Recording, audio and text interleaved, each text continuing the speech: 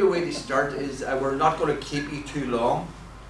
I've already said to Anne, some other people, we hope tonight that we have the all singing, all dancing digital storyboard up. It's not up as you see, which is why we weren't sure about even having this event tonight. But we are. And the way to start would be to maybe start with yourself, Jennifer. Sorry, my name's Eamon Baker. I'm Eamon Baker, and Tracy. And good to meet you. Just getting acquainted. Yeah, just you look familiar. We should hang out. Okay, we should hang out. Yeah. If we go round and maybe just say a little about how you've been involved, because there are people from different perspectives here, and there's someone I've not met before at all here as well. Okay. Maybe you said it right. Exactly. It's already come from that. So before I send this to you, maybe just say a little. We're hoping, I think Agnes and Kevin may have to leave, so we're going to hear actually a clip from their interview. So if you keep your introduction very brief, maybe your name, how you've been involved in this, would that make sense? Yeah. Okay. Starting with you. Are you Jennifer? Yes. Yeah. I'm Jennifer Clifford. I'm one of the interviewers for the Storytelling Project, but I'm also one of the interviewees as well. We'll probably find out later. And I got involved with this project at quite an early stage. That's me. Very similar to Jennifer. My name is Donald Dunn. I've done interviewing as well as been interviewed, and just part of the story. My name is Fergal Barr, and Jennifer and Lona, same interviewer. Haven't been interviewed, so Yet. Change. Yeah. Hi everybody, my name is Catherine McCalden. I was one of the interviewers, so I've interviewed 2 people, but I haven't been an interviewee.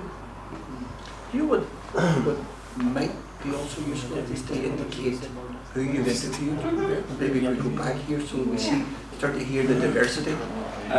Well, I interviewed a wee guy who's one of the volunteers at the Rainbow Project in Derry, talking about his life as a young gay person in Northern Ireland. I also interviewed a wee trans woman called Tina McCoon. Some of you might know her because she did a couple of documentaries, 80s, 90s and early 90s. And Tina was one of the first people to Sorry, I'm not trying to. to go through. Is that good now? I'm just checking the sound here. Okay. Yeah.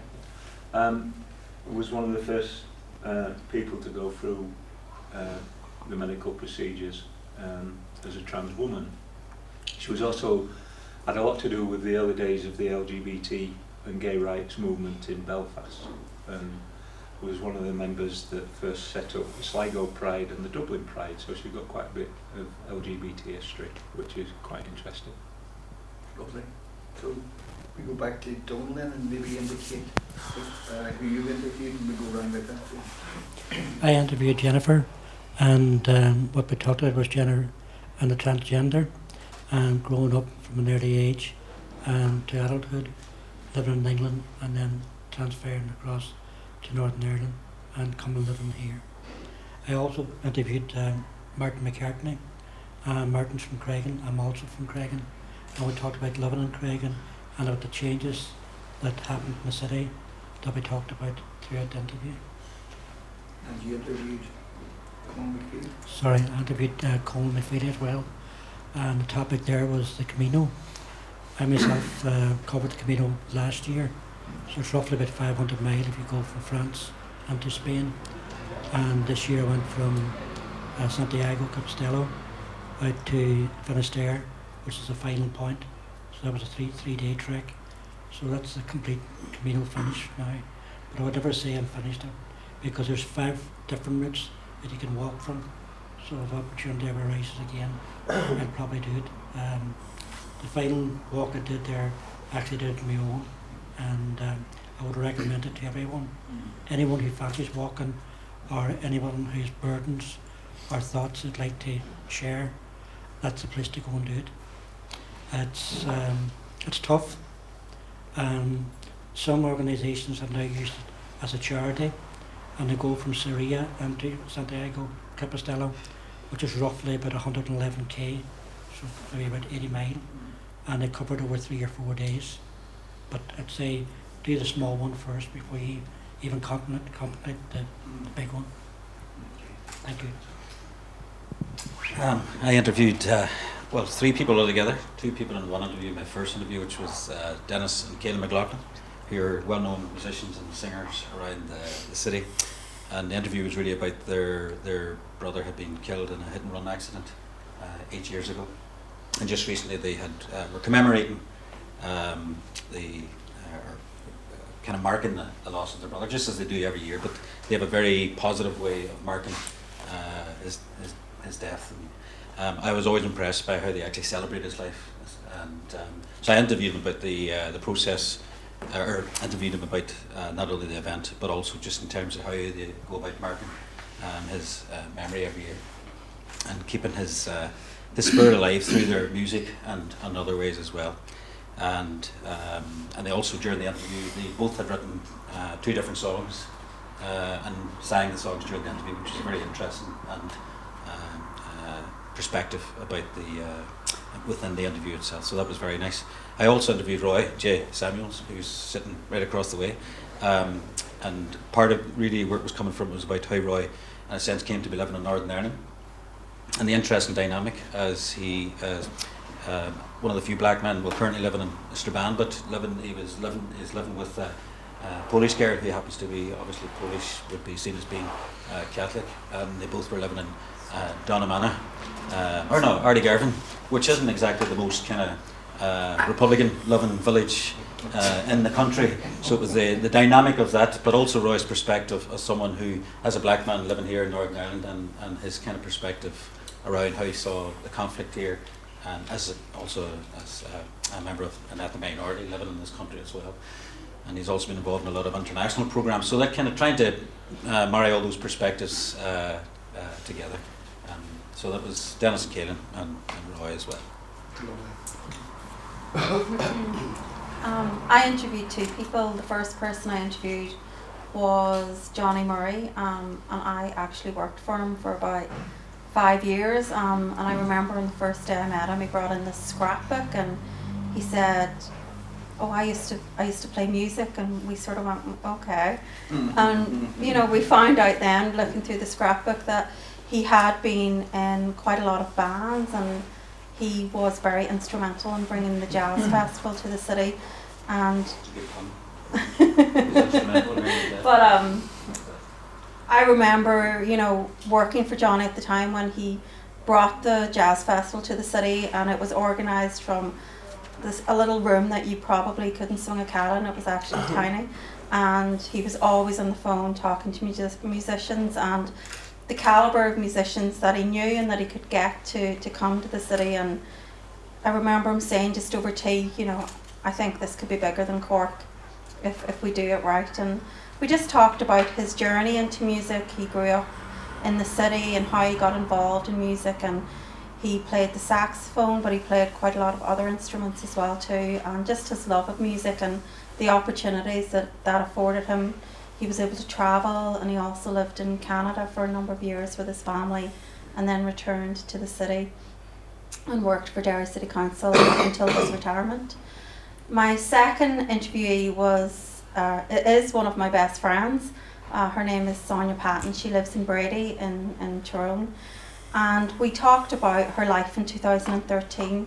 She was a busy mum of 3. She worked full time in a quite demanding and pressurised job.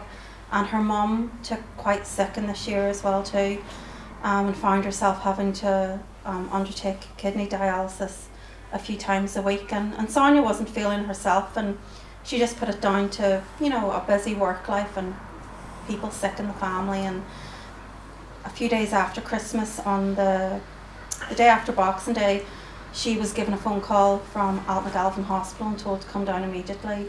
What they thought was just a cyst was actually breast cancer. So we talked about just the impact that news had on her, her family, and that journey that began then, leaving work quite suddenly, and just her journey through chemotherapy and the other treatments, and how she coped with and how she dealt with and lived with cancer and the impact this had on her family. She had 2 young children under the age of 5 at the time, and also an older child who was not long into secondary education. But we also talked about quite funny moments as well too, because I remember, travelling to Belfast with her when she was getting her wig fitted, and all we did was laugh. And I remember her saying, if we don't start laughing about it, the only thing we can do is lie down on the ground and cry. So it was just that sort of really positive attitude that she brought to her cancer as well too. And I always knew she was a fighter, but she just amazed me with how she could deal with it, and how she still was a mum every day. So we just talked quite a lot about that.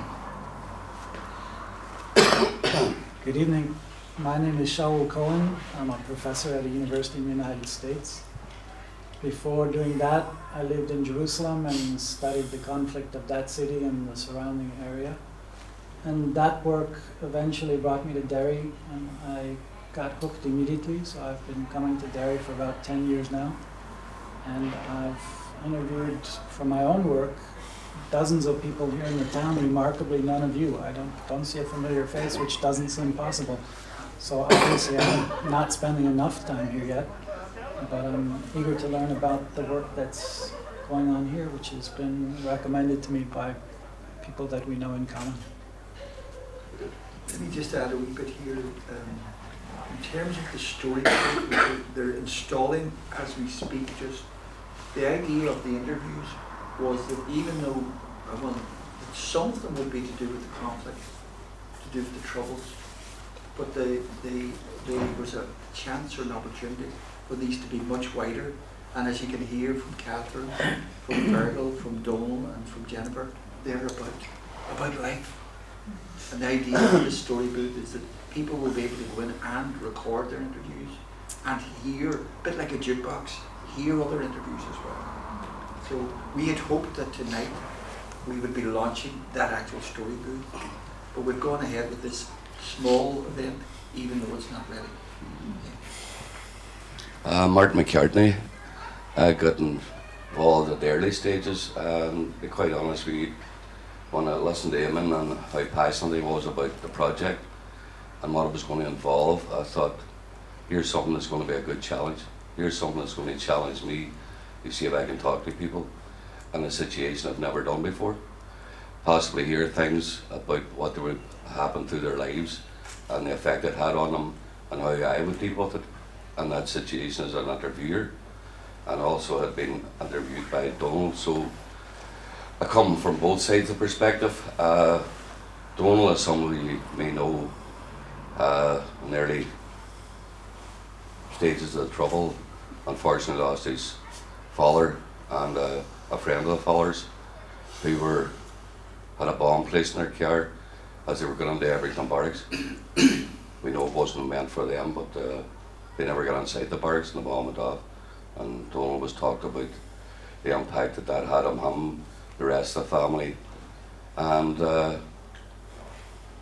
I think what really brought the whole thing to me was that for some 9 years later, was it, when your mother died?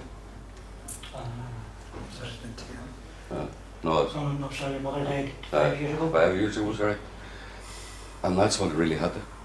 Donal, after all them years, and it just shows you that we don't know what's lying buried in people, the hurt that's lying on there. And I think anybody that had been to today's session on here would have really saw that and see how people are really affected and how long it can last and how it can come out in such. Anybody who was here today, I would say without fear of contradiction, they were all in tears. Maybe hadn't tears, but it was very, very emotional. I also interviewed Joe Nullis, and for anybody that knows the town, Joe was employed in the bar game for all his life. He actually run the bar that's in John Street and still there, Bennigan's.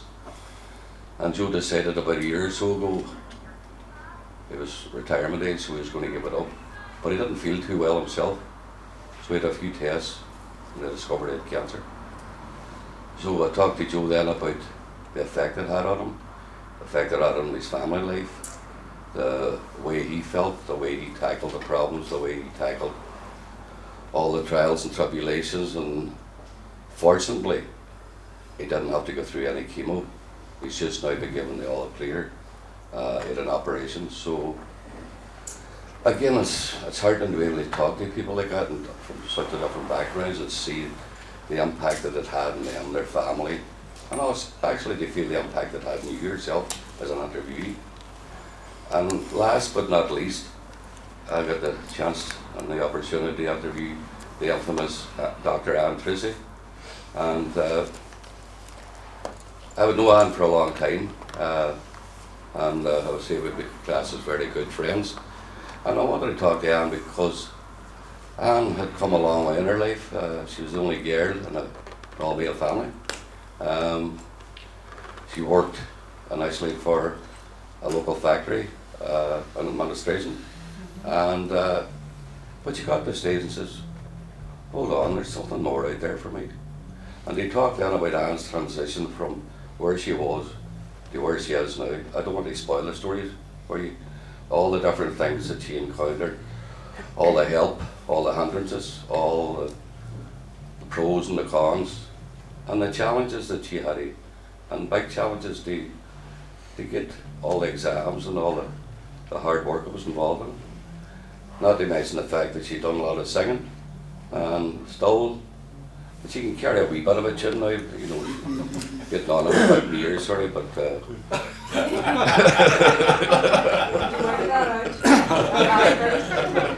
my friend. Loosely. but I have to say now, her voice is still as good as it ever was, and it always will be. Good recovery. Not forgiven though. My name's Imran Donald, and Eamon Baker got me involved in it. He asked me to be interviewed, and I dragged half my family along with me. By the way, I'm part of his family. I'm his younger sister. My name's Agnes Webb. I'm married to Kevin Webb here, sitting beside me.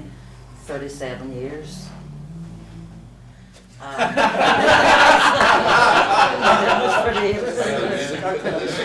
37 years. We have a family of 7 children. Both of us carried a genetic disorder and was passed on to 3 of the children, which are since deceased. Christopher was 19 and a half, Fiona was 10 and a half, and Michelle was 11 and a half. So in the last couple of years or whatever, we've had to learn to cope with running to hospitals, looking after sick children, and I really don't want to spoil it for you when he's here, but we're still together, and I think we're as close as ever we could be, and well, sometimes. But it was just a shock sort of to find out that 3 of the children had this genetic disorder, and they weren't going to go into young adulthood.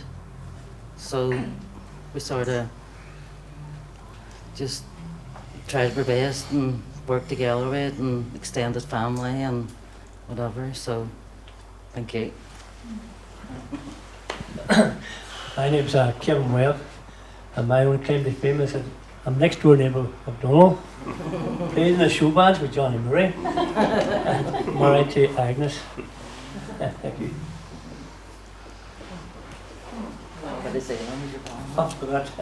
My claim to fame is my good friend here, Anne Tracy. We've been friends for 30 something years. Yep. And well, I hope I'm a good friend. Anne's been a very good friend to me, and that's why I'm here tonight. It's just to be with Anne. No, I have 2 microphones. Doesn't matter which one I use. I'll put one down, will I? One's for singing and one's for talking. Oh, is it? Okay. You can speak in This one. Speak in stereoscope. Okay. Okay, well, I'm Anne Tracy, and part of the reason I'm here tonight is I was interviewed by Martin McCartney. And I suppose I'm a great believer in people having a voice and having an opportunity to speak their truth and share that, if they feel that they can, with other people.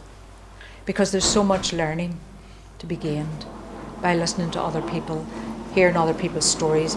Because as Pat and I were talking about earlier, you know, it's only when you walk in your own shoes, you understand that, you know what it's like, you know all the pain, the joys, and that's what we share when we share our story. We share our truth, and we share, that journey that we've walked. My name's Dennis Golden. I'm not originally from here, as you can tell by my accent. I've been coming to these events for several years, since they were in the old building, and then they transferred over to the Diamond and then back here.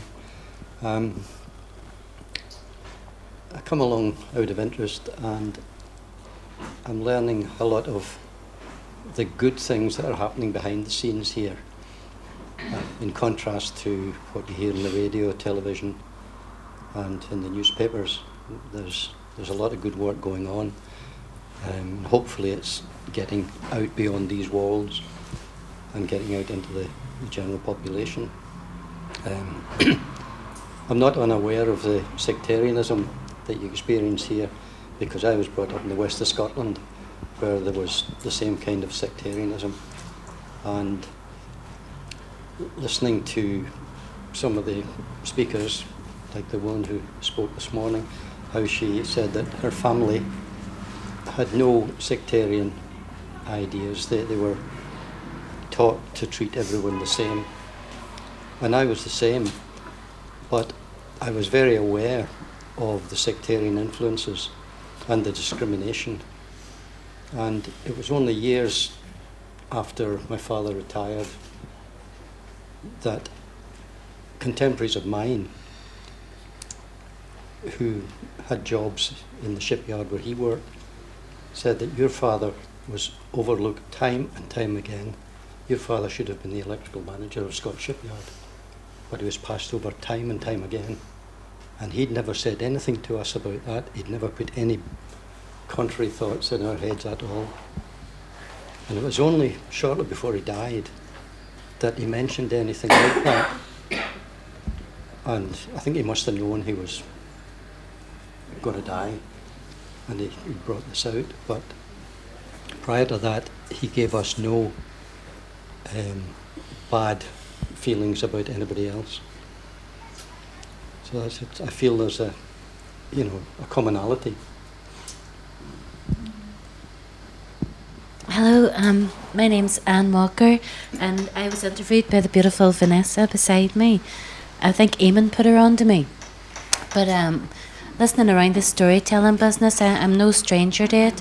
5 years ago, I did a piece with the Theatre of Witness, and that's where I found my voice. And you're right, Anne, it's incredible what happens when people are able to speak their truth.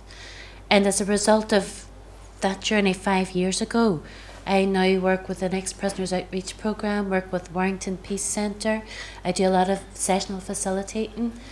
But my interview was about my life's journey that brought me to this point. And Vanessa wanted to get, my life would be full of trauma, but Vanessa wanted me to tell it in such a way of how I tried to be normal during all the madness. And hopefully she got some normality out of me. But it's listening to everything that's gone on in the room so far. I'm glad that it went through you to get to me, because I have to run now in a minute. I really apologise. But I really believe in the power of people's truth, and that this sounding even more and more like a very, very worthwhile project. And thank you very much for interviewing me, Vanessa. And we'll be in touch. Okay. You've given us permission Yeah. to use your recording. Yeah. Thank you. Thank you. Bye. Hi everyone, I'm Vanessa Vassallo. I'm originally from Italy and I moved to Dublin 4 years ago for my studies. I studied conflict resolution, and after that I felt like the next step was to move to Belfast. I was really interested in Northern Ireland and I fell in love with Belfast, truly, and I got to know Eamon some months ago. He was one of my teachers in a storytelling program, and when I got to know that he was involved in this project and asked to jump in, I'm really glad that he allowed me to do it. I'm really, really glad. And I interviewed 3 people and we just got to know her. Teresa McCann was the second one. Teresa and Anne were both part of a piece for the Theatre Witness. It was called I Once Knew a Girl. And I was interested in both Anne and Teresa because they're very strong women. What they had to endure in their lives was something that it could easily crush anybody, but they managed to get through it, and they're still beautiful people, strong as ever, and that really had an impact on me, especially Teresa. Not just because she got through it, but because she maintained a sweetness that can amaze anybody. She's the sweetest person ever. She's full of joy, and that can really enlighten anybody's day. She's the sweetest woman ever, and it was a privilege for me to interview her. The third person was a dear friend of mine, Michelle. She's from Derry. She loves Derry to pieces. She lives in Belfast with me now, but if she could, she would move back to into Derry in a heartbeat. And she got she told me all about her growing up in Derry, and she had quite funny stories to tell me about those years. She still thinks those were the happiest years in her life. And it was nice to see in her story, she moved to Cyprus for a few years. So she left Derry in, I think, 2006, if I don't go wrong, and she moved back to Derry in 2012. So there was a big gap of 6 years, and she saw the cities completely change when she was back. So I was interested in that perspective as well. So that's pretty much it. Oh, that's heavy. Doesn't she have a local accent? Mm. Yeah. I was not fortunate to be interviewed by the beautiful Vanessa. I said it wasn't. But I was interviewed by the handsome, ferocious, and formative Fergal. Why I was surprised by this comment. But it is what it is. So Fergal introduced me to the project. He thought it would be interesting to have my perspective as someone coming from the outside to Northern Ireland, and how that has impacted me as a man of colour in this part of the world, and my perspectives on the conflicts and how I think I'm perceived by people in the local region. I have done storytelling before. I was on a project that was actually based in Derry, and we went to, there was a number of countries that were involved, and we went to Rome, Ostia, in Rome, for a few days in a wonderful wet November, about 3 or 4 years ago. And since that point, I've always been interested in storytelling as a vehicle to disseminate information and to also give a message. So it was an opportunity for me to come and see the process from another angle, from this specific angle. And I've always been interested in diversity because I work for an American company, and we are interested in how we impact the different areas that we do business in. So our parent company is based in the United States, but we have 3 offices in the north, one in Belfast, one in Northlands in Derry, and the other one in Strabane. And we have just opened up an office in Bangalore in India. So the different perspectives from the point of view of diversity and also potential for miscommunication and cultural misunderstanding, which I know from my own personal point of view firsthand. I gave Fergal an example of that. Remember when I was talking about the Georgians in the bathtub? But that's another story. But it was all clean, trust me. No, it was clean when it came in. Yeah, it was all came out in the wash. But I'm glad to be here, and I'm glad to share my story. And I won't go into any of the detail. We just have to see or hear the audio. Thank you. Our plan here, just so we're clear, we have about 20 interviews. We're not going to hear 20 interviews. We're going to hear snippets of a number. We have thought of 6, but we may not have as many as 6. To see how the night goes. So Roy, thank you. This is Adam, is it? Yes, as you can easily recognize, we are relatives with Roy because we have the same glasses, you know. He's my brother-in-law, and I'm from Poland, and I'm just visiting Strabane and Northern Ireland, and I'm just from those minority of Polish people which not earning money here but spending money. I tell you, I said this to the lady in Dublin last year when I've been with my son, because she was surprised that she so fluently, 12 years old, speak languages. He speaks 3 languages fluently. And she said, so you are from US? He said, no, I am from Poland, and with my father we're spending money here, not earning money here. So that was a comment. And I think, very interesting to hear, if you don't mind, your stories and what I'm doing here. And I would say, as a joke maybe, but sounds I'm a good example of diversity, because I'm director in a huge American company. I'm a Polish person responsible for Russia, Ukraine, Moldavia, Hungary, and all Balkan countries. So, and now I'm Northern Ireland, so I think it's a good example for diversity. And sorry for my English, I try my best, but I cannot follow a nice accent like Vanessa, for example. Beautiful Vanessa. I forget. I'm losing points in English. No brownie points. I'm Alan. This is Alan. So I'm not going to hold this for too long. The reason why we have these on the floor are that we think, that's we in Hollywood think, that story is central to what we do. Story is, to me, it strikes me as almost like the blood in our veins. You know, some people would say we are our story, and sitting listening, at times I've been really touched. For example, Dennis, I was really touched when you spoke, and how stories can touch our hearts.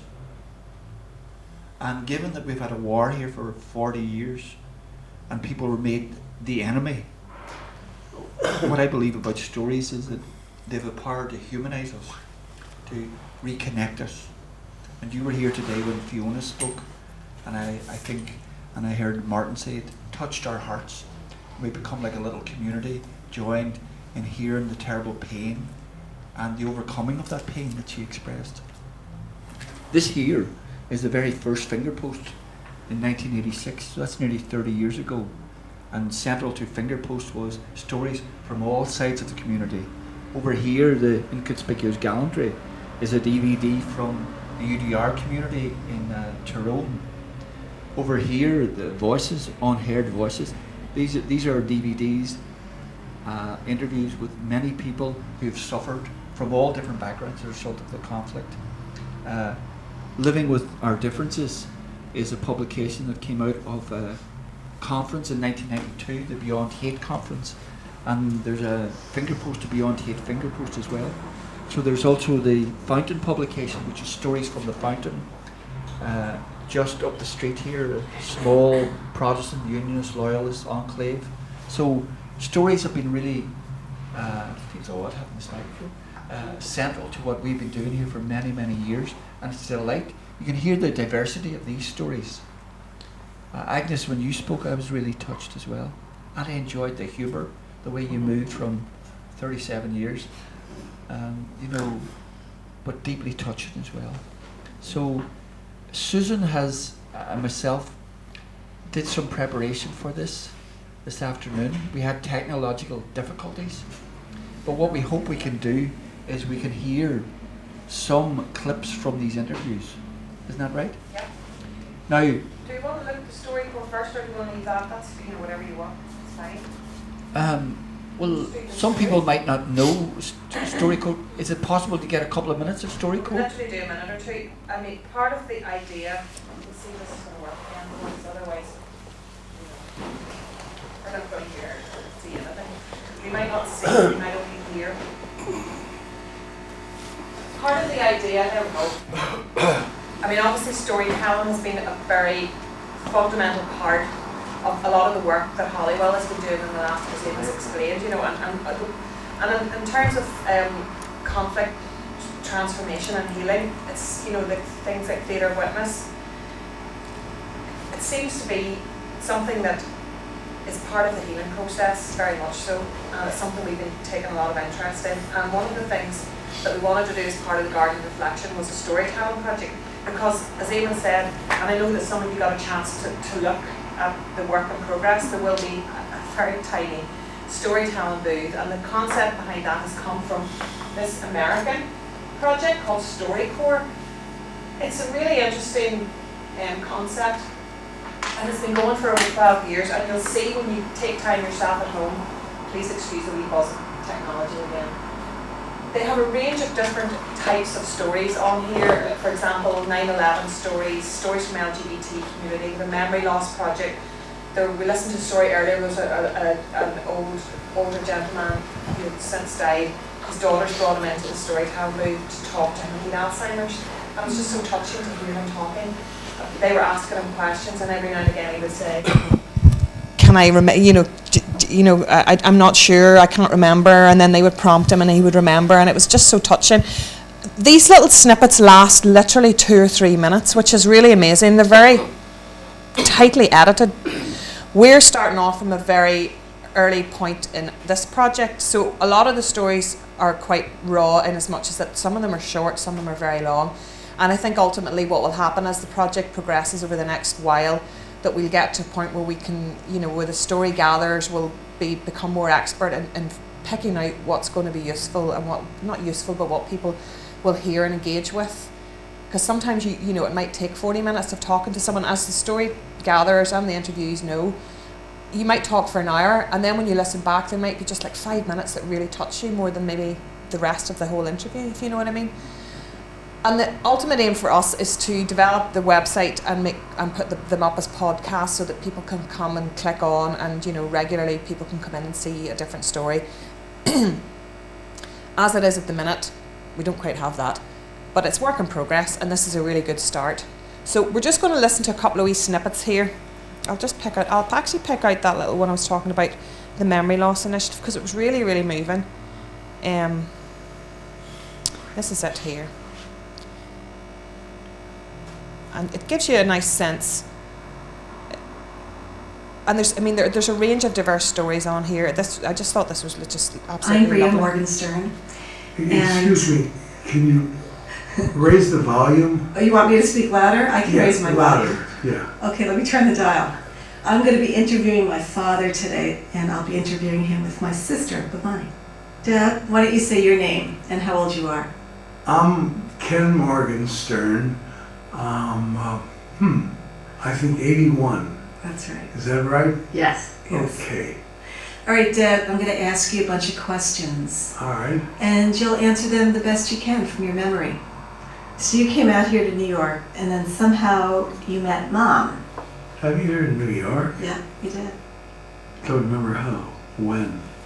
Mom would remember. She would have remembered, yeah. Our mom passed away about 4.5 years ago.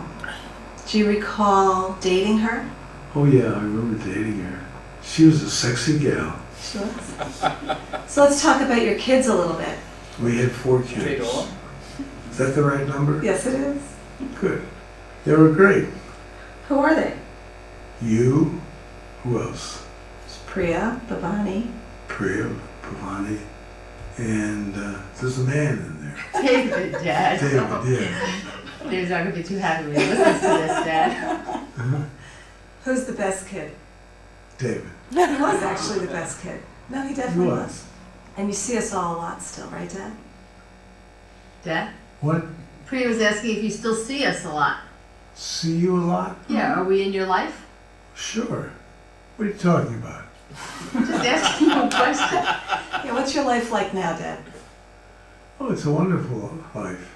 I get up in the morning, go to sleep at night, and in between eat 3 meals. What's wrong with that? It's a nice thing that it's so easy to make you happy, Dad. I'm very much like, I think, my father. Mm-hmm. He was an easygoing guy. People used to call him Happy Harry. And I had a lot of his characteristics, I think. Dad, was there anything that you wished you had gotten in life that you didn't get? Anything I wish I had gotten in life? Yeah. I'm sitting here thinking, I have no regrets on anything. The important thing is I have a family that I love, and they're loving people. That's the biggest thing you can leave as a Legacy. legacy, yeah. I want to tell you, Dad, that I've always considered you my guru and teacher. Well, thank I you. would say the same. You've been a role model for all of your family. People are constantly saying to us how lucky you are to have all of us, and I turn to them and say, we are because of him. You've created such love around you, and we want to be with you. Thank you, honey. That's awfully nice to hear. It's the truth. We love you, Dad.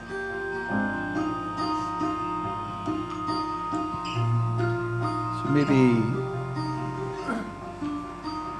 It was very easy to be patient with him because he was delightful. I mean, he was blind, but he would always say, it's a beautiful day outside. Of course, you couldn't really see. It could be raining or gray, but it was like, yeah, beautiful day. I remember one time we stopped for a bagel, and he's taking a bite, and he goes, who would have ever thought eating blind could be so much fun? Every bite's a surprise. That's how my father was. He was so present for us when we were kids that I actually grew up thinking that he didn't work during the summer because I thought he was always there. I remember him putting us to sleep, and he would just give us little tiny kisses all over our Oh, yes. face and on our eyelids. Little and baby kisses. you just go off to sleep. It was the best. The night that he passed, Susan, we were all maybe we'll there, move towards telling funny stories our own and stories singing. now. We're And conscious of We time here. played the clip at his funeral, and it was just like he was there. Yeah. I listened to that clip often. I think my father had the opportunity to say what was important in his life, and it really came down to love. We were very lucky, really, really lucky. That's just a wee example. It's just lovely. That's just really. So they range in the excuse me, and there's an initiative for the armed forces, youth, military voices, teachers. This is obviously something that's been going on for a long time, you know, and it really is fantastic. You should take a bit of time and go on, like them on Facebook, and they've got a story almost every day. So that's kind of more or less where the idea comes from. I'm going to unplug this now because that is really irritating noise. So we don't have any more pictures. And we have some stories that you guys have gathered. Now, as Eamon says, we're not going to have time to hear them all, but we're going to try and play some clips, so bear with the technology again. So the first clip we're going to play, this might work. Do I need this mic? It's not for amplification, it's Uh, just for the sound recording. Yeah.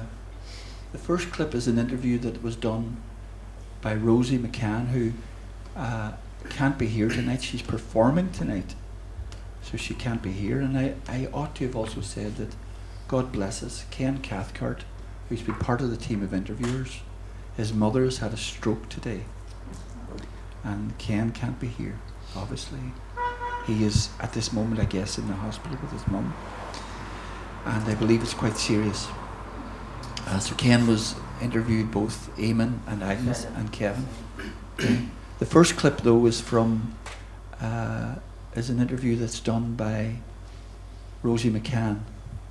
And Rosie's interviewed a young lesbian couple who have had a child. So they talk. So we have a pair. We didn't have the money to film people, which is a bit different from the StoryCorps. We have the money for audio recordings, and we're going to hear some of this now. And there's delight, and for me, there's delight and joy in what I heard, and maybe you'll hear that delight and joy as well. So they're talking to Rosie McCann. We met at a choir, Monkford Contemporary Choir, 2-3 years ago. 2.5. No, 3.5 years ago. Basically, I became very friendly through choir and through social outings, and then I moved down here for a while as a lodger for one night only and never left.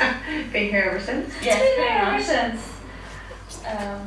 And what was it like for you to come out as a couple? Was it difficult?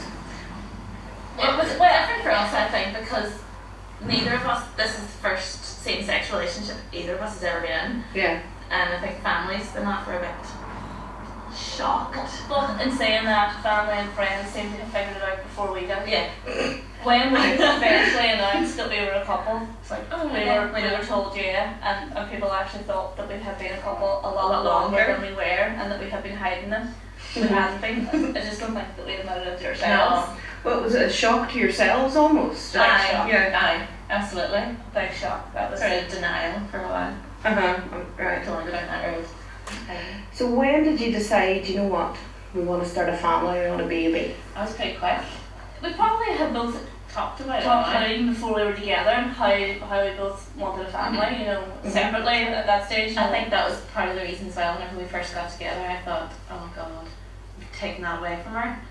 Because I know you really wanted a baby. I thought, oh God, she's not gonna want to be with me because she can't have a baby then. Well, at that That's stage we what hadn't you looked into felt, it. We hadn't realised there were options. But very early on when we got together, we kind of thought that we talked about it, and we decided we wanted to look into it and see if it was a possibility. I suppose realising the age we are as well, we're both 35, and well, at that stage we were 33, we were kind of thinking, we're getting a wee bit older, and it becomes more difficult, and we need to look at it now, and something we probably should do quick. Yeah. So there was that. How did you make the call that you were going to have the baby? I mean, there was a number of reasons. I think we went to do blood tests and they checked for your egg reserves, and I don't have much, and Elena has tons of it. I'd say if we wanted to try with Natasha, now was the time to do, and if it failed, then Elena still would have loads left that we could try with her. That's what we decided with me first, but as well as I take injections for arthritis, and it would have meant coming off the injections, which could have led to the hassle for me as well. So the plan was to try with Natasha and then see how that went, and if it didn't work, which we assumed it wouldn't, that we would try again. Did it work? Really? Did it work first time? First time, we are so lucky. And you did this all through a clinic? Yeah. We were so shocked. I mean, the percentage rates we were told were very low. Drug free, so we literally bought some sperm on the internet, which is like Amazon. Shop for your sperm. No way. Choose anything, and then it's delivered to the clinic, and then they inseminate you. Right. First time. Sure. Who knew? Unbelievable. Absolutely.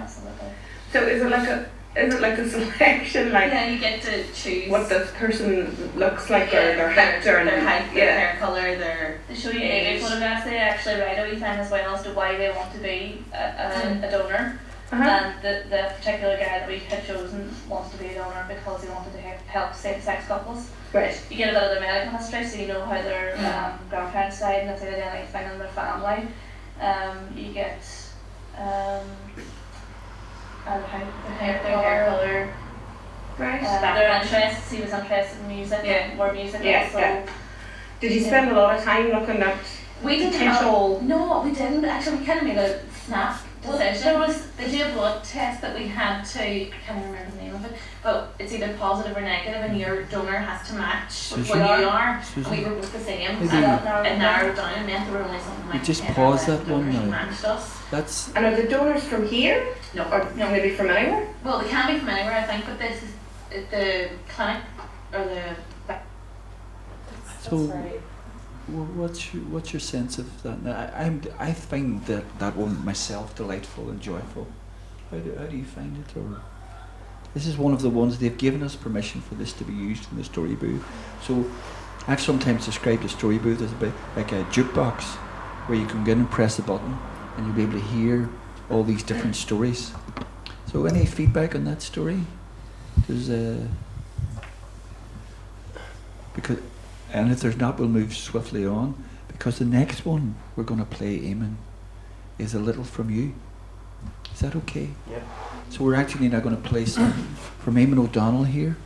Do you want to introduce it, Eamon? Or just let it speak for itself? Well, let's speak for itself, right? Okay. So again, great thanks to you for being here. As we hear, as almost like you're talking about yourself now. Yeah.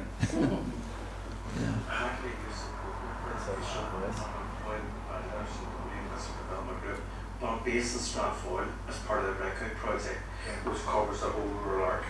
I've been in this position, big lottery funded, and I've been in this position for the last 2 years, come to the 3rd year of a 5-year project. And as I say, my job is to support young people, shadow them, let them plan their own events, let them make their own mistakes, and let them plan and everything that, and support them through that whole process. Try and get them as many accredited courses and get them involved in employability. But mainly, what I would want to do, what I encourage young people that I work with, and try and enable them to have their voice heard and listened to and make their voice matter, to get them valued not only within their own community but as young people themselves. I would have a passion for working with young people. I've worked with them for years and years. Starting off with own football teams in Taplow Hill. I started off way back doing that. I then developed that whole idea where I got myself qualified as a youth worker, because I left the local school with no qualifications whatsoever. Started off trying to be a joiner, wasted time, failed 11 plus, followed my mates on the apprenticeship. That wasn't for me. I found it very quickly. The minute I had a building site, I knew it wasn't for me. And then I ended up getting involved in the conflict troubles here. I served a relatively short sentence initially, and then I served a longer sentence in prison as a political prisoner. And I found it very, very difficult growing up in troubled times, and I had to deal with that and all that. And then I eventually got a job. I went to McGee University, I did youth work qualifications, I did community work qualifications, and got qualified. And I went for a job, I remember as well, in the local family centre when it was where Gavin Scale, it was run by nuns or whatever, and the nuns had just left it, it was a committee for it. And I remember going for a job as a youth development worker post, and then it was in this scheme. It lasted for a year, and then you're back to building again. So it was a taste of work, you get used to it, and then you're back in the role. But I remember feeling really good at getting this job. But I remember how difficult the interview was. Because I hadn't been long in the prison then, I had to deal with youth work in the state. People knew me as a youth worker in the state. But nobody would employ me. Because of my past, already I had been contaminated by my own political views.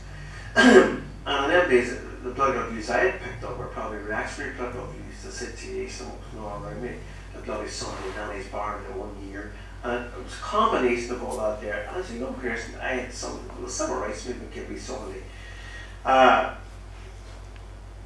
the campaign against me, it made me feel alive. But initially I didn't know how to get civil rights, until the whole movement developed. And then I realised we were actually living in a condemned house, as a family, down in Fountain Hill. And we didn't know. Everybody else in the same sort of condition, nobody was any better off than anybody else.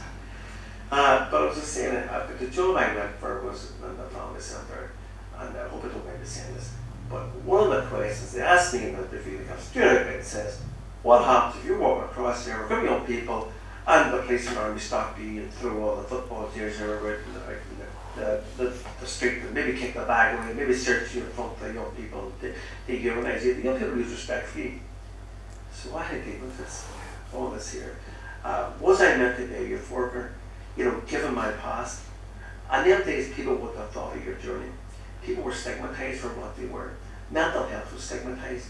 And one of the things that I believe that I firmly believe applying the learning. And the learning for that in me was that I was as good as anybody else. I was a victim of circumstances. I had a particular experience that I could do, and I could value that experience and apply the learning of that experience and put it into my practice, as I say. And that's what I believed and sort of tried to develop as my life went on and my work practice that evolved and developed. That you bring what you bring to your journey can enhance other people's journey. And I believe that very, very strongly. And the journey of me being the ex-prisoner and how I was dealing with society, even how I was coming back into society, was something I utilised and used right up until today in my work. And I encourage other people to do that, to use that experience. Like walking into a building for the first time and meeting young people, how difficult that's for a young person to walk into a space that we set up for young people. And had I not had seen some of the experiences where I walked into strange situations, I could not have had the empathy and understanding for young people walking into that building. Had it.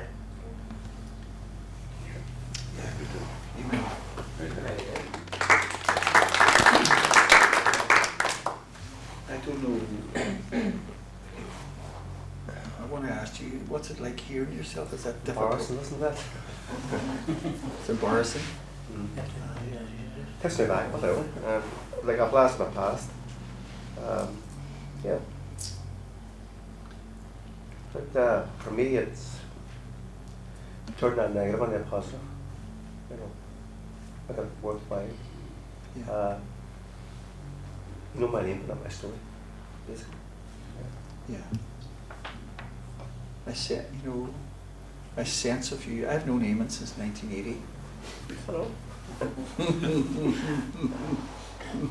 So if that's so, I must have been 29 then, and you must have been about 11. Yeah. So I'm touched to hear you, and I can almost sense that you're touched to hear yourself. Surprised. Yeah. And we have your permission in terms of the ethics of this, for this to be part of this. So people can go in and hear you, and there's more to switch off. People can go in and switch you off as well. I don't think that's likely. That whole piece is 10 minutes. Right. And you also talk. Could you just say a wee bit about Charles O'Donnell? Yeah, Charles O'Donnell was my grandfather's brother.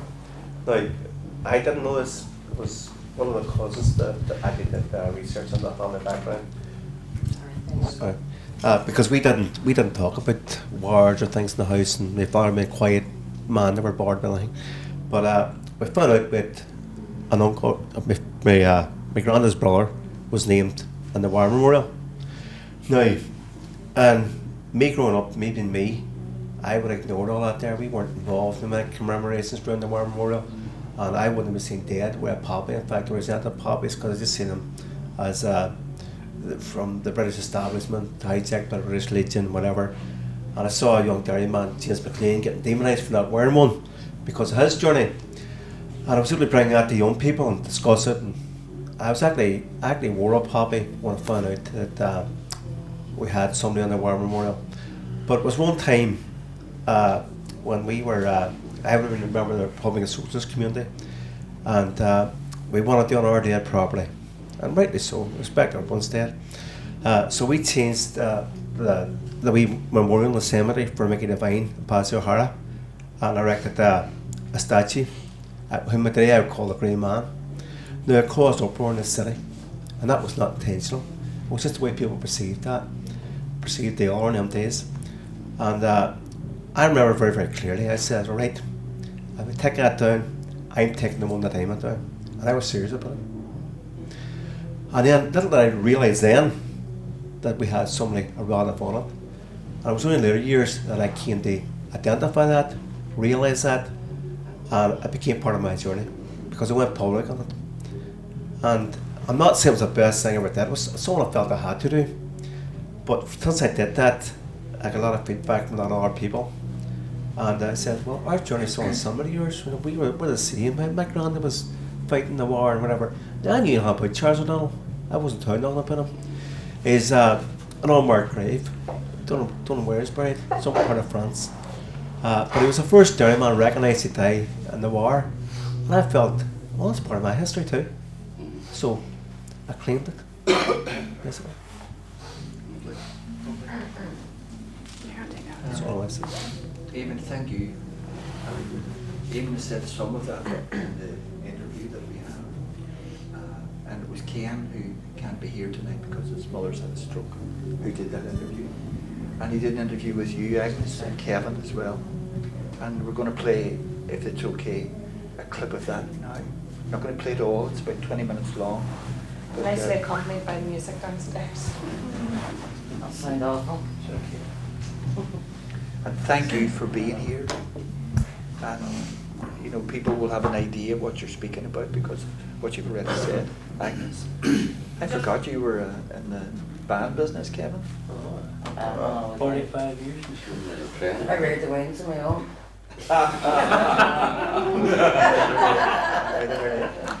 Married but one parent.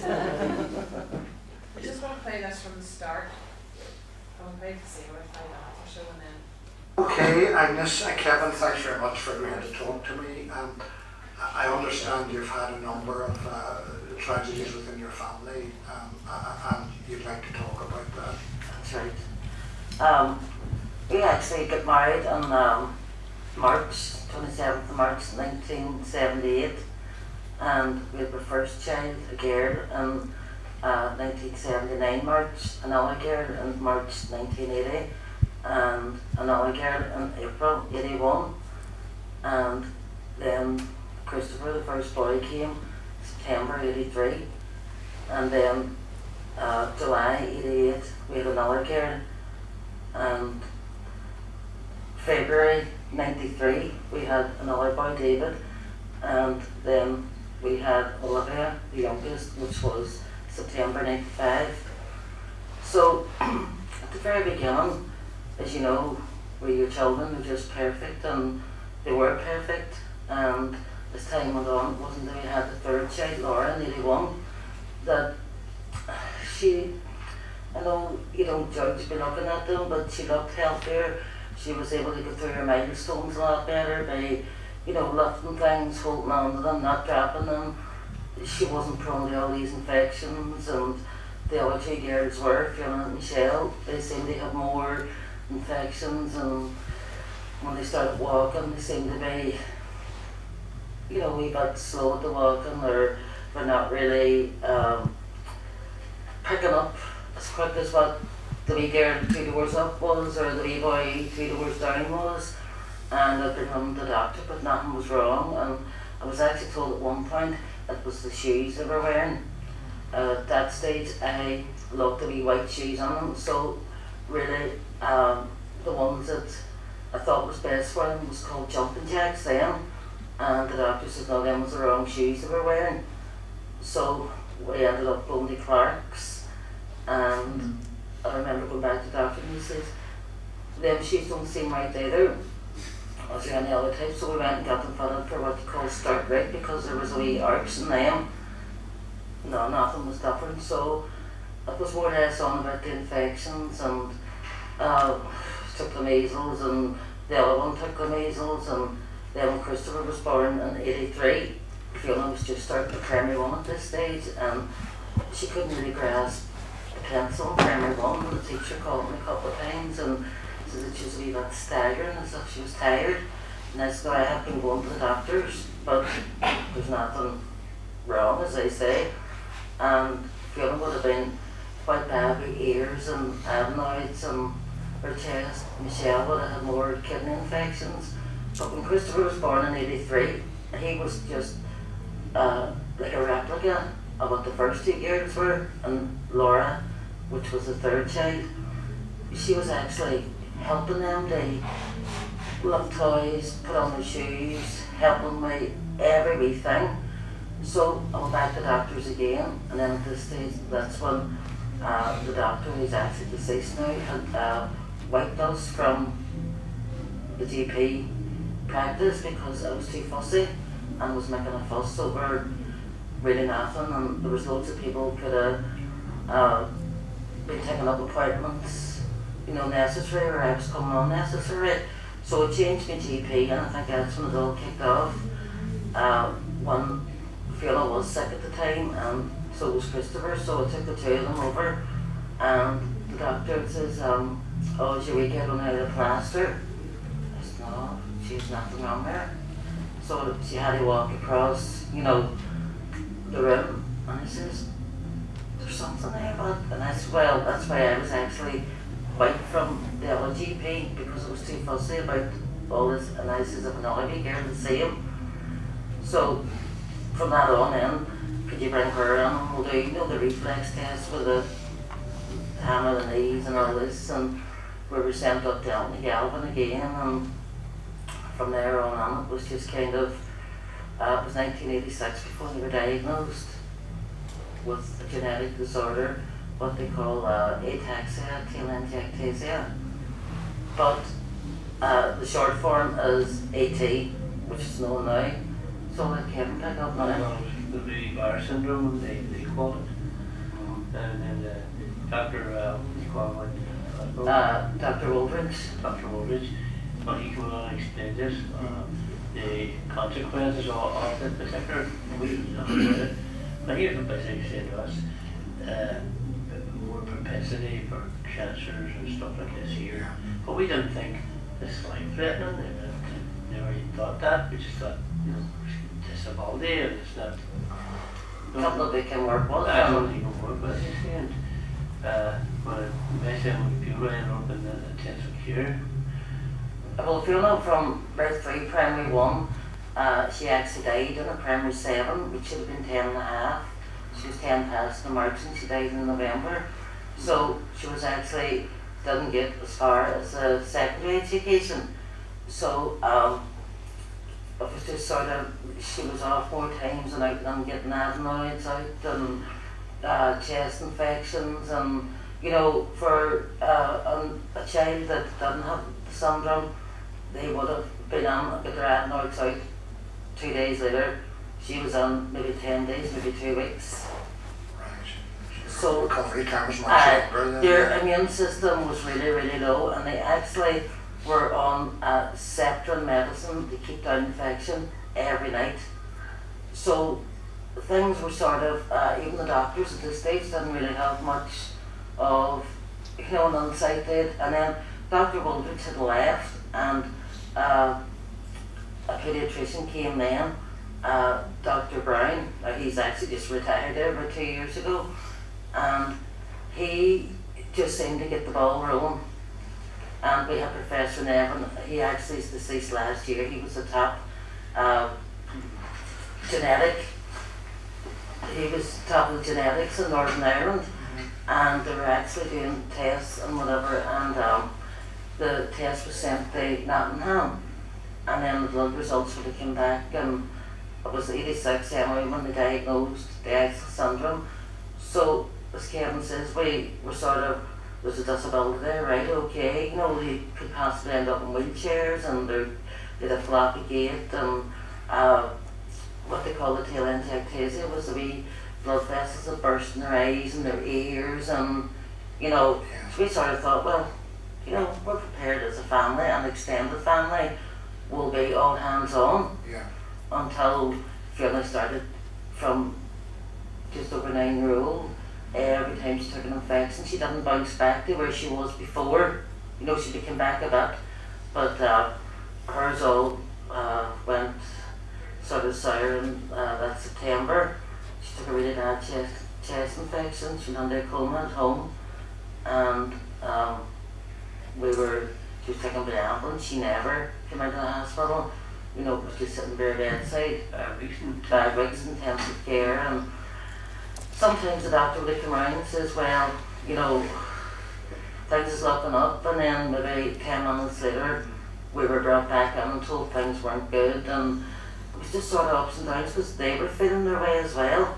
And we sat exactly 5 weeks with her, and she more or less died in her sleep that 2nd of November. So then we were sort of told then that, you know, these things aren't really good, the way that their immune system's gone down and down, and every time they get sick, each one of them, well, they're not going to come back to the way they were before. Then it was, don't be sort of having them around anybody that's sick, and what do you do when they're at school?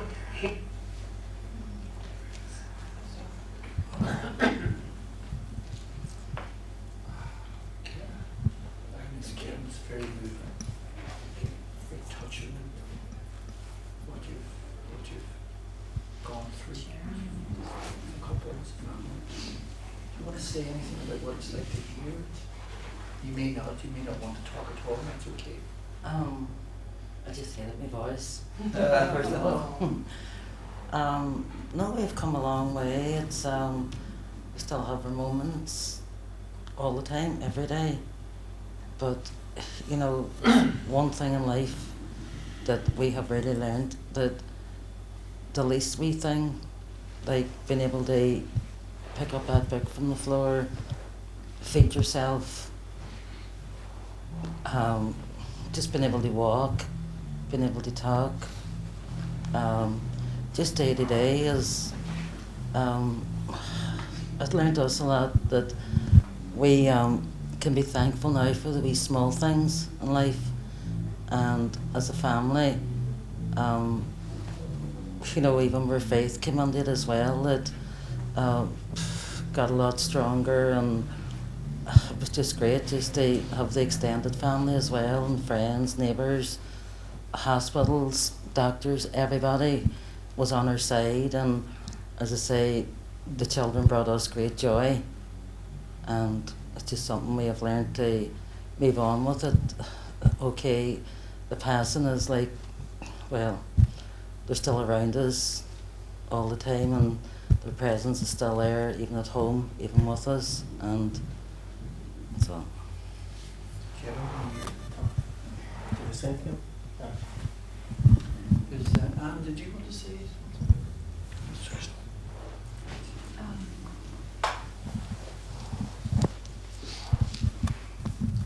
Well, Agnes, I think you've a lovely voice. Who else thinks Agnes has a lovely voice? Yeah. And I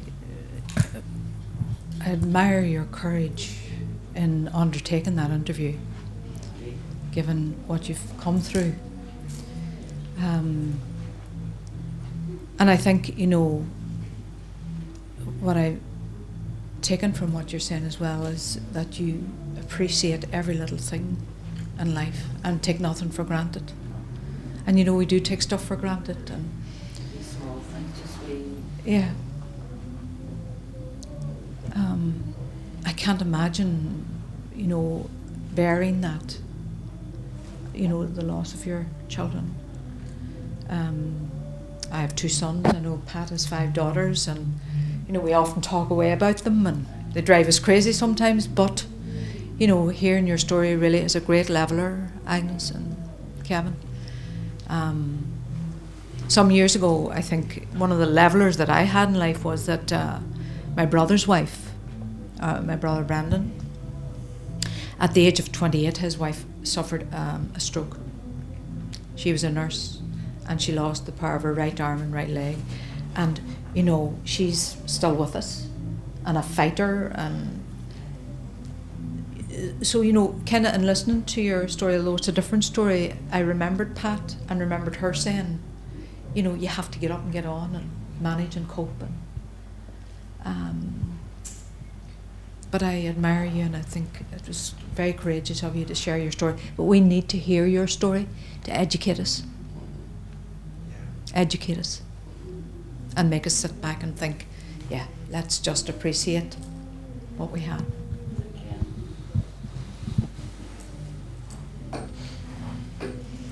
And thank you. Is anyone else? Yeah.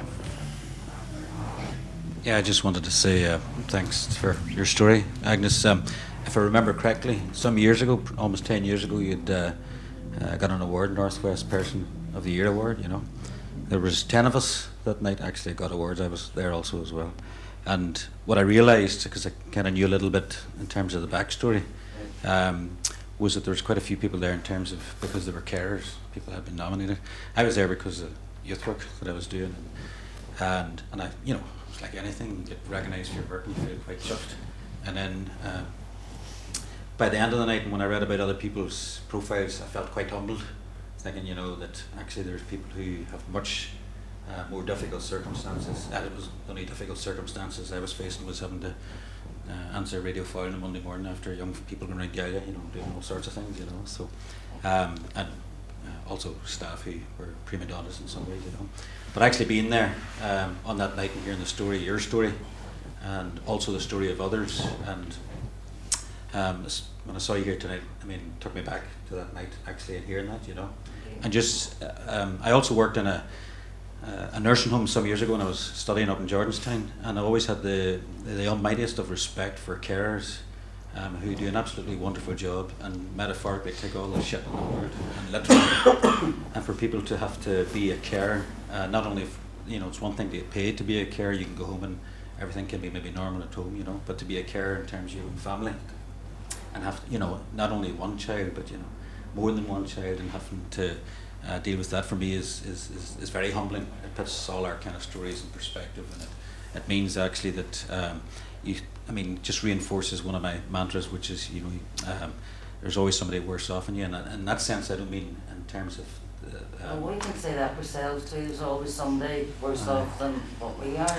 It's that sense that if you think, you know, reminds you, if you think you have problems someday, then you just have to remember actually there are people who are much more challenging circumstances, and reminds you of, it's a great leveler in that sense. So it was kind of take me back to that night where we all were delighted to receive awards, you know, but I felt very humbled in the fact that there was other people there who were also in similar positions in terms of carers, had made in terms of life-changing circumstances and dealing with much more difficult circumstances. So it was great to hear that, but also reminded you of your own kind of need to be humble and your own need to just appreciate what you have and kind of celebrate that and enjoy that, you know. So thanks again, Agnes, for reminding us of the need to be humble, you know. I'd just like to say a few words because I know both Agnes and Kevin from their teens, and for a couple so strong and so loving and showing that to their family, they're a fine example. And I remember that to the kids themselves. I remember young Christopher being over and taking a photograph for his birthday party, and then he passed away a few days later. But the love and the devotions in that house that day and the excitement was fantastic. And I know Kevin doesn't say very much, but between the two of them, they're fantastic and they support each other through and through. And for a family, they couldn't have better parents. Thank you. Very well, thank you. One of the things I'm sensing here now is, even though relatively speaking, we're strangers, but in this moment, it's like a little community has been formed. Community being formed out of the stories that we're hearing and you're responding to. Except for the musicians next. Except for that. Who are those musicians? They're young people having fun. We had a running order here of what we might hear, but it strikes me that, Susan, that if we went to Jennifer... Yes, I was just going to suggest that too. Yeah, because Jennifer is right here, and we're also running... What time are we even? We had thought that we would finish at 8:30. So if you would bear with us, what we did, we selected about 6 out of 20, right? So we were going to play yours. We were going to play one of the interviews that Vanessa had done. You, Donal, it's almost like an accusation. You, Donal, I'll say that more gentle, had interviewed Jennifer. So that's where, if you hear some of that next. Is that okay? Yeah. I'm just going to ask you, because this is quite a long interview, and I can play it from the very beginning, if that's better for context, or I can jump it on if you can remember where you were at, or just up to you. I can't really. Where do you think so then? We could just take it from the top, and then we play it 5 or 6 or 7 minutes, and then. Maybe pass the mic to you. Do you introduce this at all? This is basically my life story in condensed form, and Donal was a wonderful interviewer, so gentle and nice. You can interview me anytime you like. Did that sound flirtatious to me? Sounded good anyway. And your name is? Jennifer Clifford. Will you always call Jennifer Clifford? Not always. Okay. Maybe you can tell me something about that, would you?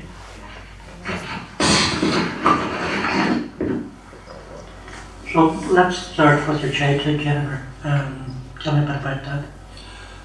Right, so I was born in a wee South Yorkshire pit village called Rosington. My mother was 16 when she had me. I was premature, I think I was 4 weeks premature, something like that anyway. And I was born in my granny's front bedroom in a pit house in South Yorkshire. So I didn't have the benefit of going to a maternity union. So you stayed at home when you were born? Yeah. I was quite a sickly child, obviously being premature, and my granny was an old campaigner, as we say, and she possibly kept me alive for 3 days by just giving me warm whiskey. So that would keep you going? Yes, I've always had a taste since then. So I suppose a normal sort of upbringing in those times. We didn't have a lot of money. My granny used to be the saviour of the neighbourhood because she was a great baker and cook, so anybody that was struggling, she would take them bread, because she could make her own, and she taught me to make bread. And I can't remember it now. You're a good baker yourself? No, Never? I've not baked for years. Yeah. And so I never met my grandfather because he died perhaps a couple of years before I was born. I was the eldest. Of her nanny, Jennifer? I was the eldest child in my mother's eventual family. Because my mother was 16, I never met my father. My grandfather was from County Cork originally, and my father was from Sligo. And my father worked for the fairground people called the Tubies, and Tubies eventually ran the Pleasure Beach at Blackpool. Yes. But they also ran the mobile fairs that used to run, for the fest. And so that's how my mother met him. I think must have met him on Walter. Anyway, the marriage was annulled, you see. She was too young. Yeah. And then she met another guy who I was considering as my father. And me and the next brother to me, we were born to our first father from Sligo, and then whose name was Clifford, and then my mother met Alan Smethurst, and Alan, I always thought was my father, because having said that though, he was killed in a road accident when I was about 11. So you would see how much your father figure? Yes, yes, and he taught me basically right from wrong, whoever it was. I must have only been 9, and my brother, who's always been the sneaky one in the family, pitched his cigarettes. Well, I was the one that got the pit belt because I was the oldest, so I've never smoked since. Was a hard lesson to learn? Yes, it was a hard lesson. Yeah. But that's the community we came from. You you know, you learn hard lessons. Yeah. Regarding your own identity, Jennifer, what age would that have started? I started to feel uncomfortable when I was about 4. I just didn't feel like any of the other boys, and I always gravitated towards the girls anyway. From about actually a really brilliant cousin called Maggie. She was one of my mother's sister's children, my cousin. And Maggie was a bit of a tomboy, and Maggie was, when we used to play, and she always wanted to play doctors and nurses, is what she loved to visit. And when we played the doctors and nurses, I was usually the one that was pregnant, I was the one that was so she got fatties on me. Anyway, but in those days there was no vocabulary for a transgender person. There was no words that you could use to explain it, and especially at 4 years old, I didn't tell me I couldn't explain it anyway, I just felt different. And when I was 7, then I did realise that I should have been a girl really, and that was a period of time that, and lots of transgender people go through the same thing, that you pray to God that every morning when you wake up, I'll be a girl, please let me be a girl, you know, so I went through that phase. When I was 17, there were people like April Ashley, Caroline Cossey, who were getting into the newspapers, who were being outed by mostly by the Sunday Mirror or the News of the World, and it wasn't very nice the way that it was done. But then I had the vocabulary, then I knew that I was transgender. So in those days, the only treatment was electroshock treatment and aversion therapy. Really? That was it. And I was being tormented enough, so I thought, well, everybody says I'm a boy, and physically I look like a boy, so I'll get on with it. But inside you felt like a girl? Yes, yeah, always. Always? I've always, 8 to 4? yeah, and always, I was always Jennifer, always. I can't remember ever having in my mind any other name other than Jennifer. So 17, where I come from, there's two ways to go. You go down the pit or you join the army. That's the 2 choices that you've got. Hobson's choice, they call it in Yorkshire. So I decided that the only way that I could stop feeling the way I was feeling was to be a bloke. So I got a job as an apprentice coach builder rather than go down the pit. But in those days, where I come from, there was chances for apprenticeships because there was British Rail Works nearby, there was a big foundry called Peddlers, all these sort of places. Because by that time we moved out of the pit village and moved into just on the outskirts of Doncaster. And the thing with the apprenticeships too was, there's always saying it's something you can do for the rest of your life. Yes. You'll never be idle. Yeah. You'll always have work of some description. Yeah.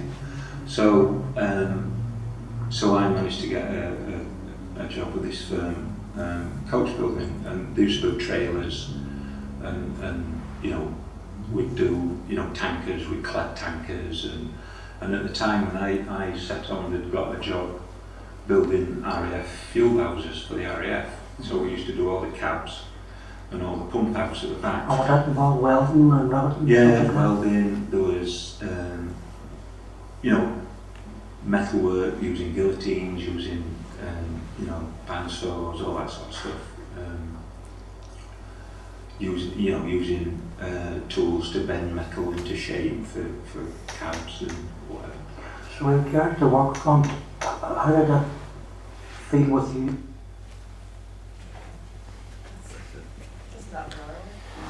Jennifer, thank you. Maybe the thing to do is hand you this mic, and my question would be, how does it feel hearing that? And then maybe some people would have some feedback. There may not, but there might be some. It wasn't until I've heard myself speak before. It wasn't until I heard myself speak a couple of months ago that I realised I sound just exactly the same as when I were in Barnsley. And I thought I'd mellowed, I thought I'd picked up the Irish little, but I haven't. I never liked listening to myself, never. although it has evoked difficult times, but also I didn't realise I had such a good sense of humour. But anyway,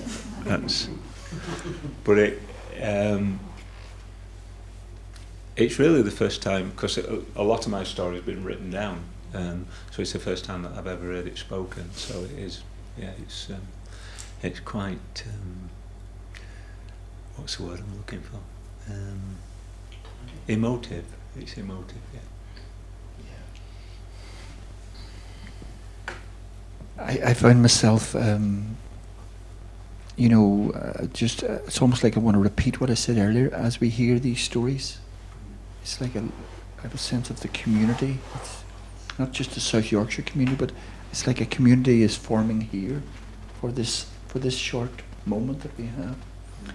And I really appreciate you saying it's okay. Yeah, let's play it here. Thank you. Is there any other thoughts or feelings or reactions to hearing that one? And there may not be. Can I just say, Jennifer, though, hearing you say that, you go to bed at night and you're praying, please let me waken up as a girl. My goodness, I feel deeply moved by that. Who could know what that feels like? And understand what that's like to be where you were at.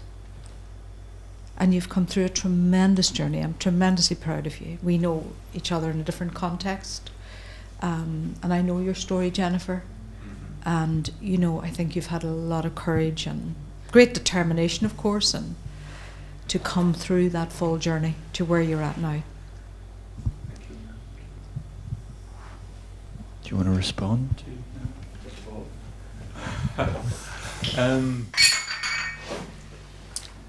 I think, as I like to tell people, that to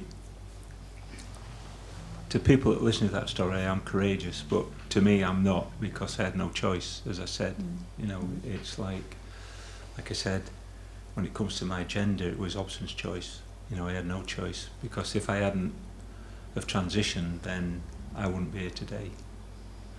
And I am proud, but always at the back of the mind is that ex-pit Moggy from South Yorkshire putting on airs and graces, and sometimes I do feel a bit funny sometimes. But my story is unique to me, but there are similar stories out there. There's lots of other transgender people, either women or men, or people that don't have a gender, or decide that they don't need the gender at all in their lives.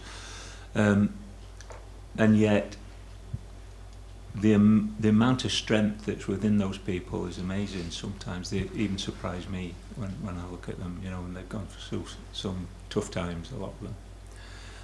And they're just ordinary people. They're just people that for whether it's an accident of nature or whatever it is, whatever we research into and find out why it's happening, it happens. And it's like I tell people, no matter what research that I do, that doesn't help the poor wee girl who's prostituting her body because that's the only way she can pay for a transition. And she's getting beat up for being a prostitute, and beat up and even killed for being transgender. So those are the ones that I always try to remember if I can. Those kind of people, like me, who've come through tough periods, and still are a lot of people. Could I just say, from my point of view, being an interviewer, that Jennifer will be the first person transgender ever interviewed, and posing the correct questions without offending a person is difficult enough. But some of the things that you didn't hear there, but you'll hear in the full tape, as regards the suicide rate, regards people who are transgender, and the problem regards cross-dressing, that you get occasionally whereby you do cross-dress, and then you go through a stage, then you just burn the clothes you're cross-dressing in, because you think it's another stage, and you go through another stage then of buying new clothes and doing the same thing. So it's a very interesting tape and a great insight into it. And Jennifer, thank you very much. I appreciate it. Thank you. Thank you. I just want to say that we had planned to listen to 2 more clips. One was a clip of an interview that Vanessa had done with a woman called Teresa McCann.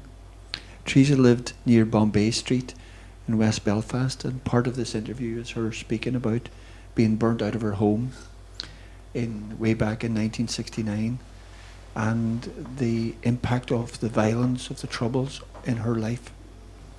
So, and we'd actually hoped that Teresa would be here, but she's obviously not here. And the other one that we wanted to play a clip from, there's a Japanese woman living in these parts who's married to a dairyman. So they met in, I think it was in Tokyo, and so it's about that cultural diversity, if you like, in their family life, and it's playful, it's fun, and it's really interesting. Junko, and at this moment I can't remember the name of the dairyman. Henri. Henri, yeah. So, so that those 6 interviews, if we had been able to play all 6, would give you a feeling of the diversity that's here, and I hope the people whose interviews have, we haven't heard any of Fergal's interviews, we haven't heard any of Martin's or Catherine's. I hope you are okay with that. We just wanted to make a selection. Well, the hope is that before the end of the summer we'll get whatever's been collected so far, and we will get them uploaded onto the website so that people can hear them in their entirety. It'll take a wee while, but that's the intention. And as I say, that's the start of what we hope is a longer term project. And the storytelling booth, I think I'm not 100% clear, and it will become clear in the next few days whenever they've installed it and we find out how it works. I think I think the intention is that you can come in off the street and push a button and record a story. And I think there's an intention that at times there maybe be a technician there, somebody that can work it. And then what we'll do is we'll upload them onto our website and maybe get a photograph of the person that's told the story. So there's still quite a bit of work to do, but that's the intention. And it's kind of just watch this space. But tonight's lovely. It's been really interesting to hear what's been recorded, and just to hear the feedback from everyone that's participated so far, and just to hear, and it kind of reinforces the whole idea and what you were saying about the unheard voices and people having a story and different stories and the diversity of stories, and sometimes we get caught up in our trouble stories too, but it's interesting to hear other stories as well. It's just been lovely tonight. Thank you so much, everybody, for taking the time out. Such a beautiful summer's evening. So, Garden of Reflection towards Understanding Healing is really grateful to story gatherers, yes, and the interviewees as well. Yeah, it's very brave to put your heart and soul on the line. Yeah. It's very, very brave, all of you, and thank you so much for allowing us that and giving us that privilege that we can hear it. And all your voices sound amazing. Yeah. Literally they do. Agnes, your voice sounds amazing. It does. You have a career on the radio or on the TV. Yeah. Is this where behind every great woman there's a great man? No, he's the quiet. I should have called him John Wayne, the quiet man. The quiet man. I don't remember him a quiet man running around Eastway Gardens, kicking the lining out of me in a football player. He's quiet. Yeah. That's it.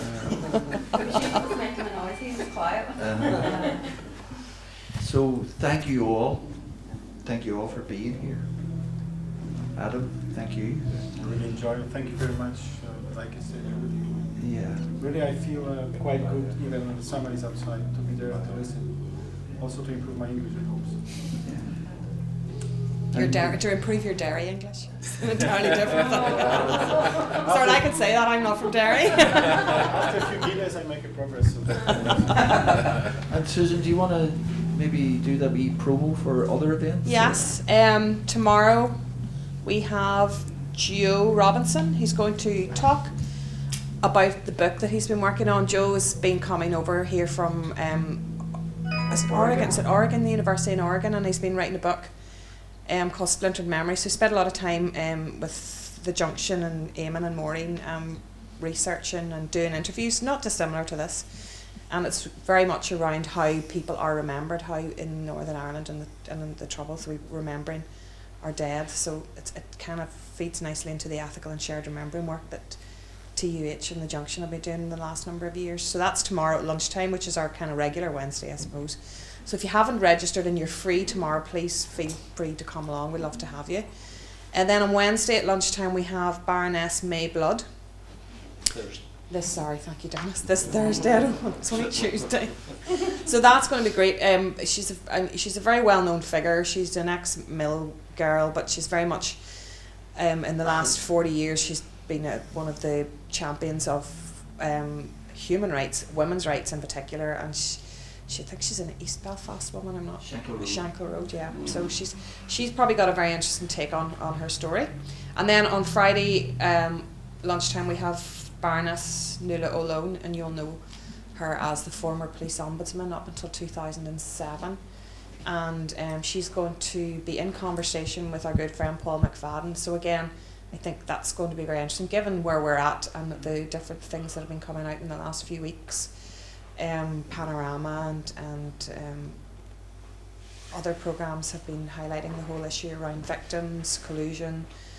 So, that'll be an interesting lunchtime event, and that'll be all the lunchtime events for a little while, but we will hope to pick a few up during the summertime as well. So please come along. If you haven't registered, please do. You can register with me now if you like, and I can do that on your behalf. Yeah. Or just show up, either way. So there are people here. Roy, I don't think I've ever seen you here before. You're very welcome should you be passing. You want to drop in. Your good self. I think you were here this afternoon, were you? I was. Yeah. So you're very welcome, and thanks so much. Great gratitude. I think it's one of the themes of what I hear from you, Agnes. That I take it for granted that I can bend down and pick that up. I can take it for granted I can cross that leg. I can hold this mic. So there's some great wisdom in what you're saying. Maybe take for granted all the people in this room. This session could not happen without you being here and the way you've listened, the way you've responded to what you've heard. Well, I thoroughly enjoyed everybody's piece. Yeah. Glad it came. Glad you came, Agnes. I've sort of known you, Agnes, from afar for many years. Through this boy. Through this boy. Well,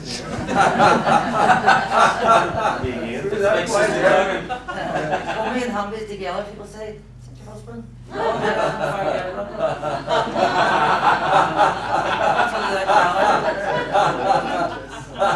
You're done, Kevin. Imagine you've been mistaken for him.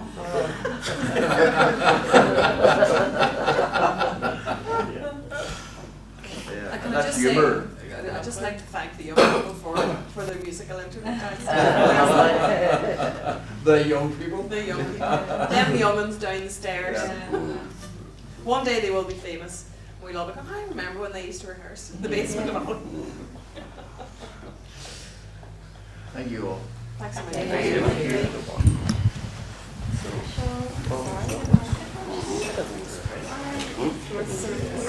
you.